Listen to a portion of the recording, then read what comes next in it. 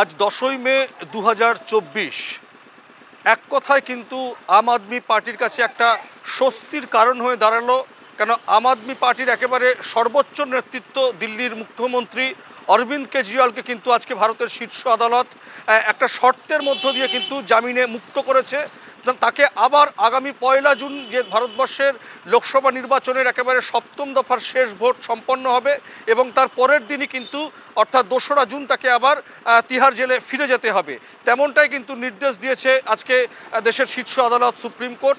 আমরা জানি যে গত 21শে মার্চ দিল্লির আবগারি দপ্তরের অর্থনৈতিক কেলেঙ্কারির মামলায় কিন্তু এনফোর্সমেন্ট ডাইরেক্টরের হাতে কিন্তু গ্রেপ্তার হন। প্রথম দিকে থেকে তাকে ইন্টারোগেশনে রেখেছিল ইডি, পরবর্তী সময় তাকে কিন্তু বিচারাধীনের জন্য, তাকে বিচারের কাজের জন্য, প্রণালীর জন্য তাকে তিহার জেলে কিন্তু স্থানান্তর করা হয়।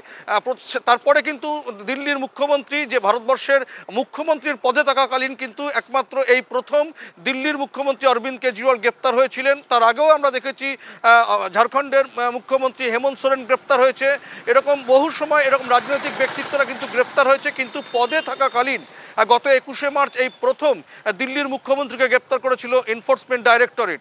তিনি গ্রেপ্তার হওয়ার পরেও কিন্তু তিনি তার সরকারি কাজ চালিয়ে গেছিলেন। তিনি দিল্লির জনমানুষের যেন কোনো রকম ক্ষতি না হয়, তাদের যারা পরিষেবার কাজ তিনি দ্রুত পরিচালনা করার জন্য তিনি তার ডেপুটি চিফ মিনিস্টারকে কিন্তু তিনি নির্দেশও দিয়েছিলেন। সেই জায়গায় থেকে দাঁড়িয়ে কিন্তু আজকে একটা স্বস্তির নিঃশ্বাস ফেলেছে আম আদমি পার্টি, যে এই মুহূর্তে লোকসভা নির্বাচনের 3 দফার ভোট ইতিমধ্যেই সম্পন্ন হয়েছে। আগামী 13ই মে 4র্থ দফার ভোট অনুষ্ঠিত হতে যাচ্ছে। তার আগে কিন্তু দেশের শীর্ষ আদালত আম আদমি পার্টি, যেহেতু সে একটা পার্টি সর্বোচ্চ পদে রয়েছে, দিল্লির মুখ্যমন্ত্রী, তিনি আর 5টা মানুষের মতো নয়, তিনি দাগে কোনো অপরাধী নন।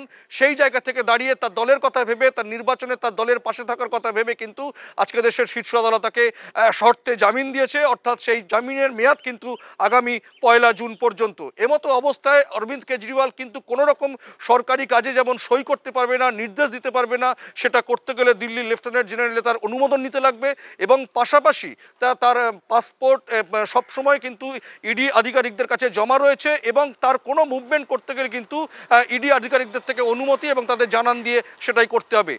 এখন দেখার এই আগামী 4র্থ, 5ম, 6ষ্ঠ এবং 7ম দফার ভোটে গোটা ভারতবর্ষের রাজনীতির মানচিত্রে কতটা ছাপ ফেলতে পারে আম আদমি পার্টি আসন্ন এই লোকসভা নির্বাচন চলাকালীন, সেটাই কিন্তু দেখার। পরমাশিস ঘোষ রায়, RTV ইন্টারন্যাশনাল, কলকাতা।